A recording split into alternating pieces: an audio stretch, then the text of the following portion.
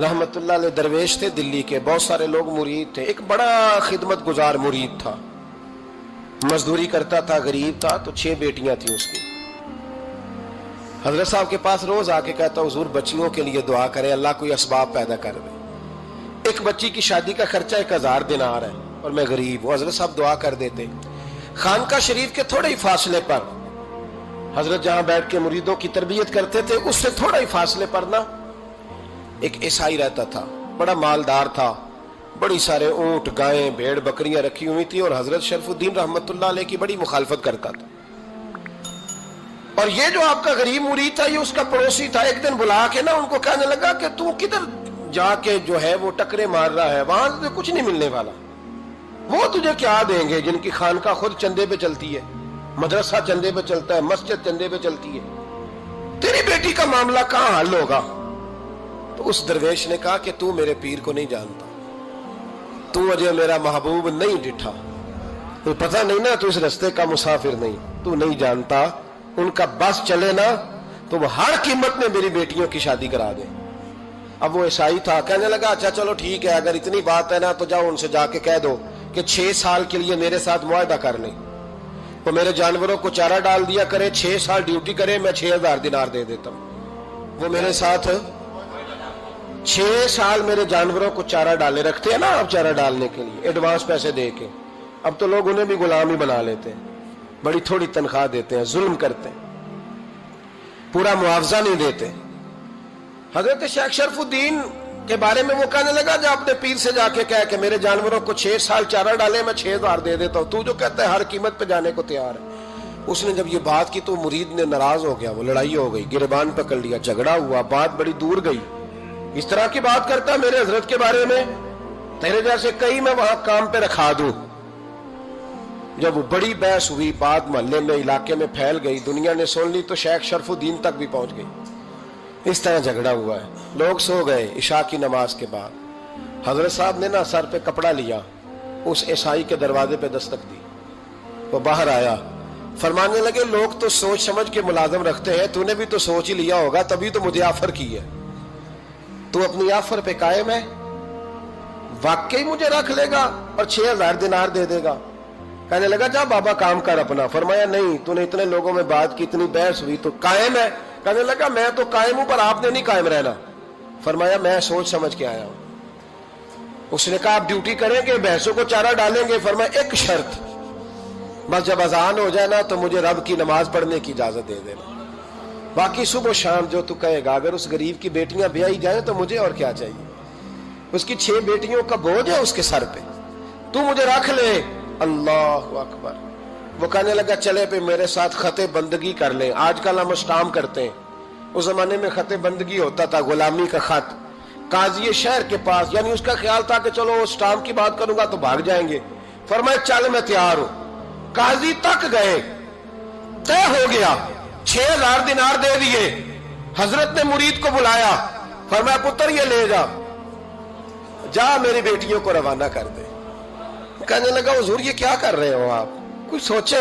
फरमाया यार जब तुझे बेटा बना लिया तो फिर मेरी पोतियां तो लगती हैं ना, मेरा हक तो बनता है ना, जाके ड्यूटी कर, उनको ब्याह दे। बात फैल गई। बादशाह भी अकीदतमंद था, वो 12000 दिनार लेके पहुंचा। क्या बताऊं इन रब के बंदों का दिल कैसा होता है, क्या दर्द होता है, क्या रंग। 12000 दिनार लेके बादशाह आया और आके हजरत को पेश किए का हुजूर आप दें इस ईसाई को डबल दें और जाए काम करें। आप फरमाने लगे तू पैसे दे, शर्तें ना लगा, मेरा जहां दिल करेगा मैं खर्च करूंगा, मुझे तो मजा ही अब आने लगा है, अभी तो लुत्फ आ रहा है, अभी तो जायका आया है कुछ करने का, पैसे देने या तो दे, पाबंदी ना लगा, जहां मेरा दिल करेगा मैं। उसने कहा हुजूर ठीक है रख ले। हजरत ने फजर मस्जिद में पढ़ी, जेब में 12000 दिनार थे, ऐलान फरमाया भी किसी और की बेटी भी बैठी है तो पैसे मेरे पास है। वो 12000 दिनार भी बांट दिया और 12000 दिनार बांट के ना तो फिर चले गए खेत में चारा काटने। उस ईसाई को किसी ने बतलाया कि उनके पास तो 12000 आया है, पर तुझसे जान नहीं छुड़ाई उन्होंने, कि वादा ये हुआ था कि 6 देंगे तो जाएंगे, जब तक देंगे नहीं तेरे घर में काम करेंगे। वो ना चारा काट रहे थे, हजरत साहब तो वहां पहुंच गया, दूर जाके खड़ा हो गया, कहने लगा बाबा پہلے تو میں نے مسلمانوں کے اخلاق سنے تھے، اب تو میں نے دیکھ بھی لیے۔ پر یہ بتا جب 12,000 آیا تھا جان کیوں نہیں چھڑائی؟ تو حضرت چارہ کاٹتے کاٹتے رو پڑے، فرمانے لگے تو نہیں نہ جانتا یہ بیٹیاں سانجی ہوتی ہیں، پتہ نہیں نا؟ میرے رسول پاک نے تو حاتم تائی کی بیٹی کے سر پہ کپڑا رکھ کے کہا تھا بیٹیاں برابر ہوتی ہیں، تو یہ نہیں پتا جب اس کی 6 بیٹیوں کی شادی ہوئی ہے میرے اندر روحانیت کتنی بڑی ہے۔ فرمایا پھر 12,000 آیا ہے تو 2-4 بچیاں پھر گئی ہیں، تو یہ نہیں پتا میں اندر سے راضی کتنا ہوں، میں تیری نوکری کرتا رہوں گا، پتہ نہیں اللہ کتنی بیٹیوں کو بیاہ دے گا۔ اتنا رویا وہ عیسائی کے پیروں میں بیٹھ گیا، کہنے لگا بابا میں نے تیری مخالفت کی ہے پر تیرے قریب آ کے پتہ چلا ہے کہ تو بہت اونچے اخلاق کا مالک ہے، اور اگر تیرا یہ مقام ہے تو تجھے اخلاق سکھانے والے محمد عربی کی شان کتنی ہوگی۔ ظالم کی بولیے جاتے نہیں لوگ جھوٹے گواہ بن کے، وکیل صاحب کو نہیں پتا ہوتا کہ یہ بندہ مجرم ہے جو میرے پاس آیا، کیا مجرموں کے وکیل نہیں ہوتے؟ بولے تو اس کو پتہ نہیں ہوتا وکیل صاحب کو کہ یہ صاحب مجرم ہے، میرے پاس مقدمہ لے کے آئے، اور اگر بے ادبی نہ ہو جائے تو میرا خیال ہے قاضی عدالت کو بھی پتہ ہوتا ہے کہ مجرم کون ہے اور مظلوم۔ میرے نبی پاک صلی اللہ علیہ وسلم نے اس قدر زیادہ سختی فرمائی اس مسئلے میں، فرمایا جس کو پتا تھا کہ فلاں آدمی ظالم ہے، ظلم کر رہا، پھر وہ ظالم کا گواہ بنا یا اس نے ظالم کی مدد کی، کتنی کی؟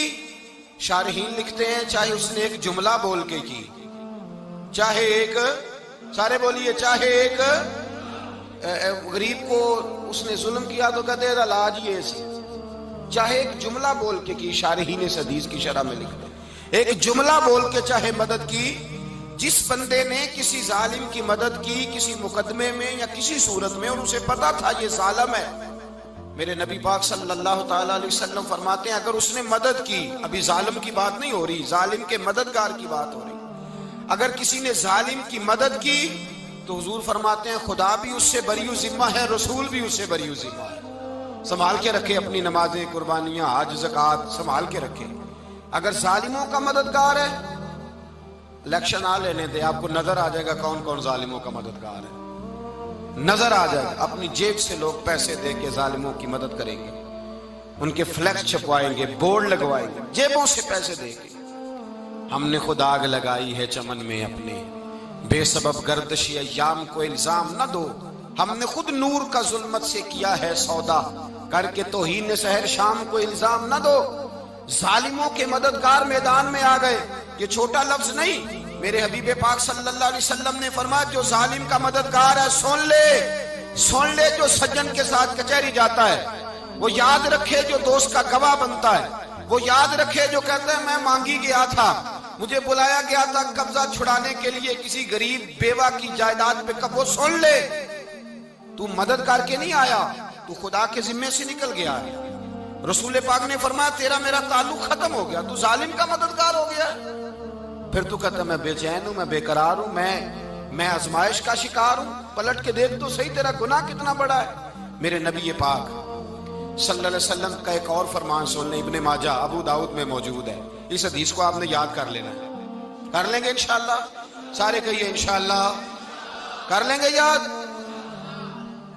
حضور صلی اللہ علیہ وسلم نے فرمایا اگر تو ظالم کی مدد کرے گا نا، یہ لفظ دل کی تختی پہ لکھ لینا، یہ مکافات عمل ہے، مکافات عمل دنیا، ادھر کرو گے تو ادھر بھرو گے۔ فرمایا اگر تو کسی ظالم کی مدد کرے گا، سن لے حضور کا فرمان ہے، اگر تو ابن ماجہ ابو داؤد سیاہ میں موجود ہے، فرمایا اگر تو کسی ظالم کی مدد کرے گا تو رب تعالیٰ مرنے سے پہلے تیرے اوپر بھی ظالم کو مسلط کر دے گا، تیرے اوپر بھی ایک دفعہ ظلم ضرور ہوگا اگر تو ظالم کی، وہ کسی صورت میں بھی ہو سکتا ہے، کسی صورت میں بھی تیرا بیٹا ہی اٹھ کے ظلم کر دے گا، تو الجھ جائے گا، کسی نہ کسی جگہ تیرے لیے تباہی کا سامان ہوگا، تیرے اوپر ظلم ہوگا، اس لیے کہ تو ظالموں کا مددگار ہے۔ چاہیے یہ تھا کہ تو مظلوم کی مدد کرتا، انسانی ایمانی یقین کا فریضہ سر انجام دیتا، تو ظالموں کا مددگار ہو گیا۔ ٹٹول کے دیکھ لیں، رزلٹ نکال کے دیکھ لیں، ہمارے زمانے میں ظالموں کے مددگار زیادہ ہیں، اتنی لمبی زبانیں نکال کے ظالموں کی مدد کرتے ہیں، بڑے بڑے کالم نویس اللہ نے انہیں قدرت دی لکھنے کی، تو اپنا قلم ظالموں کی مدد میں خرچ کرتے ہیں۔ وہ لوگ جن کو اللہ تبارک و تعالیٰ نے قدرت دی، ہمت دی، طاقت دی، کچھ لوگ ان کے حلقہ احباب میں، وہ اپنے لوگوں کو استعمال کر کے ظالموں کی مدد کرتے ہیں، ظالموں کی مدد کرتے ہیں۔ میرے نبی کریم سید عالم نور مجسم صلی اللہ علیہ وسلم نے فرمایا، اگر تو نے ظالم کی مدد کی تو جب تک تو توبہ نہیں کرے گا رب تجھ سے ناراض ہی رہے گا۔ اللہ تجھ سے، او بھائی جس سے رب بھی ناراض ہو گیا، نہ کھانا نہ پینا نہ سونا نہ جاگنا نہ نیند، پھر تیری ہر چیز تیرے لیے آزمائش ہو جائے گی، پھر تیرا سایہ بھی تیرے لیے خوف کا سامان بنے گا، پھر زندگی جیتی جاگتی لاش بن جائے گی، تو اپنے کندھوں پر اپنی میت اٹھائے پھرے گا جب تو ظالم کا مددگار ہوگا۔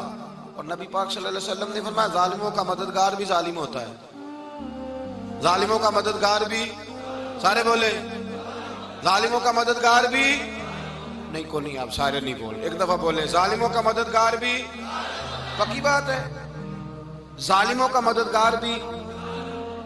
اللہ اکبر، جس کا یارانہ ہو، جس کا دوستانہ ہو، جو کہے میں نے نا اس کو اوکھے ویلے کے لیے ظالم کو یاد رکھا ہوا ہے۔ کبھی مشکل میں رکھے نہیں ہوئے لوگوں نے ظالم دوست، کہتے میں نے رکھے ہوئے ہیں، بلکہ ہمارے دیہات میں تو کہتے ہیں میں نے بازو بنائے ہوئے ہیں۔ کس کو بازو بنا لیا؟ ظالم بھی کبھی بازو ہوتا ہے، جو ظلم کی تلوار لیے میدان میں کھڑا ہے۔ قارون، حامان، فرعون، نمرود کا حال نہیں لوگوں نے دیکھا؟ اپنے زمانے میں آپ نے کتنے لوگ نہیں دیکھے جن کے سائے سے، آواز سے لوگ کانپتے تھے؟